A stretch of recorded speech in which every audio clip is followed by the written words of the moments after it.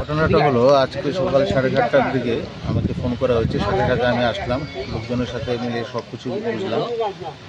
ব্যাপার হয়েছে এই বাঁধ তো অনেক পুরানো, কিন্তু বাঁধ পুরানো হলেও আমাদের এই হঠাৎ এই বাঁধের বিপরীত দিকে জল জমার কারণে দীর্ঘদিন থেকে ওটা সিপেজ হয়ে এটা সম্ভবত আমরা আপাতত বিশ্লেষণ করেছি এই কারণে হতে পারে আর কি। এখন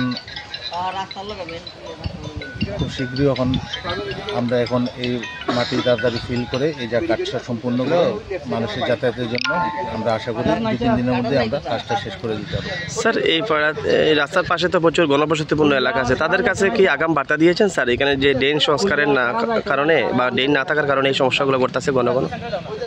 হ্যাঁ, আমরা এস্টিমেটও করে পাঠিয়েছি।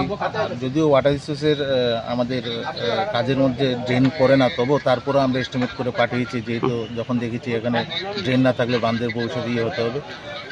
তো আশা করি খুব শীঘ্রই এই কাজটা আমরা হাতে নিতে পারবো। স্যার আমরা যতটুকু জানি গত বছরও এই জায়গাতে ফের একটা অঘটন ঘটেছিল, এভাবে বাঁধ ভাঙে যাওয়ার একটা সংকেত পাওয়া গেছে। তো এবারও পুনরায় হয়েছে। স্যার কি কারণে ঘন ঘন হইতেছে বা টেকনিক্যালি দিক দিয়ে আপনারা কী কী সমস্যা পেয়েছেন স্যার? দেখেন, বাঁধটা অনেক দীর্ঘদিন পুরনো, তো এটা মেরামতির জন্য আমরা যদিও অনেকবার এস্টিমেট পাঠিয়েছি, কিন্তু কোনোবার এখনও না পাওয়ার কারণে আপাতত আমরা করতে পারছি না। আশা করি এখন তো আমরা পেয়ে গেলে এটা পুরা বাঁধ নিয়ে একটা আমরা প্রোটেকশন করতে পারবো। স্যার আজ কত মিটার হবে স্যার যেখানে ভেঙেছে?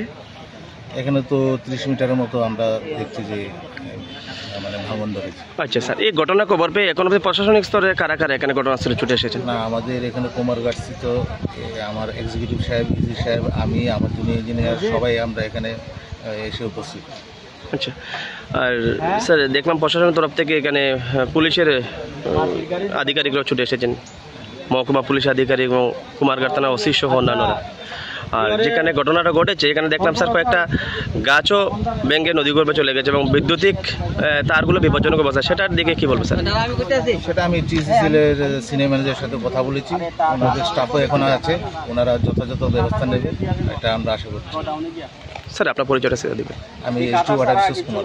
ধন্যবাদ স্যার। দীর্ঘদিন ধরিয়া গতবারও করছে, বান অল্প অল্প করে ভাঙছে, ভাঙার পরে কেউ খেয়াল করছে না করার সত্ত্বে এবার পুরা নদীর বান ভাঙিয়ে আমরা দীর্ঘদিন ধরে প্রচুর 1 লাখ টাকা মানুষ আছে, বাড়ি ঘর সব ভাঙিয়ে নিতে গেছে। এখন আতঙ্ক আছি, আমরা কই যাইমু কই উঠবো, এটাই আমরা যদি একটু খেয়াল করে নিতে আমরা একটু বাঁচমু আর কি। কোন জায়গাতে হয়েছে ঘটনাটা? দেও নদী, কুমারঘাট, শিবতলি, দেও নদী, ইয়ংস্টার ক্লাবের লগে 4 নম্বর ওয়ার্ডের যে এলাকাতে পাটা ভাঙছে। এটা কি রাস্তা? মেইন রাস্তা। আর এরপরে আমরা এদিকে প্রচুর লাখ গাড়ি যাতায়াত করে, 1 লাখ বাড়ি হইব, বাড়ি ঘর মানুষ সবাই ওখানে আতঙ্ক, আমরা রাস্তা ঘুরতে আসি। আচ্ছা, এই এলাকার যারা এখানে স্থানীয় নিবাসী আছে এই রাস্তার উপর দিয়ে চলাচল করে সবাই, এদিকে সব রাস্তা দিকে, এদিকেই মেইন রোড। আচ্ছা, বিগত দিনে এরকম ঘটনা ঘটছে? হ্যাঁ, গতদিন ঘটছে, পরে তারা বালু আনিয়া বালু দিয়া বস্তা দিয়া ডিফা দিয়া গেছে গিয়া, আর এখন বালু টালু এটি সব ভাঙ্গিয়া লইয়া যাইতে গিয়াছে। এখন আমরা কই যাবো, তারা খেয়ালই করে না এদিকে।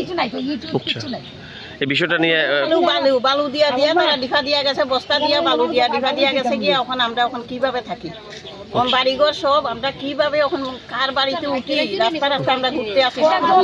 আজকের যে রাস্তাটা ভাঙছে এখানে কত মিটার হইব অনুমান? আচ্ছা, হঠাৎ করে ভেঙে গেছে? সকালবেলা সবাই মানুষ দৌড়াইতে আইছে, ভাঙ্গিয়া যাইতেছে। মানুষে এখন ছাগলের মধ্যে কান্নাকাটি করতে আছে, কই যাইব কই উঠবো। এই ব্যাপারে দপ্তর এবং প্রশাসনের কাছে, সরকারের কাছে কি কইবেন? দপ্তর এবং প্রশাসনের কাছে কি বলবেন? ওই তো আমরা স্থান চাই, আমরা বানুই তো, আমরা কিভাবে থাকবো?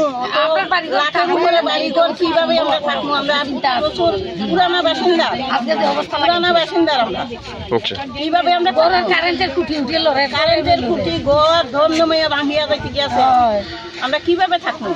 হঠাৎ করে এভাবে ভাঙছে না? এর আগে কোনো ফাটল টল না দিছিল? না, আজকে দুই বছর ধরে এইভাবে একটু একটু করে ভাঙিয়া যাইতাছে, একটু একটু করে ভাঙিয়া যাইতাছে। আর গতবার তারা বালুর বস্তা আনিয়া নিয়ে ঢিকা দিয়া গেছে গিয়া, আমরা গেছি পরে সবাই বালু দিয়ে দিয়ে ঢিকা দিয়া গেছে। আপনারা এখানে যারা সাক্ষী হয়েছেন পুরো মানে এখানে এই এলাকার বাসিন্দা? হ্যাঁ, আমরা এলাকার বাসিন্দা ঠিক আছে। সবাই, সব দিকের মানুষ, কৈলাসর রুটে, আগরতলা রুটে, সব রুটের মানুষ এই এদিকেই চলাচল করে। ধন্যবাদ।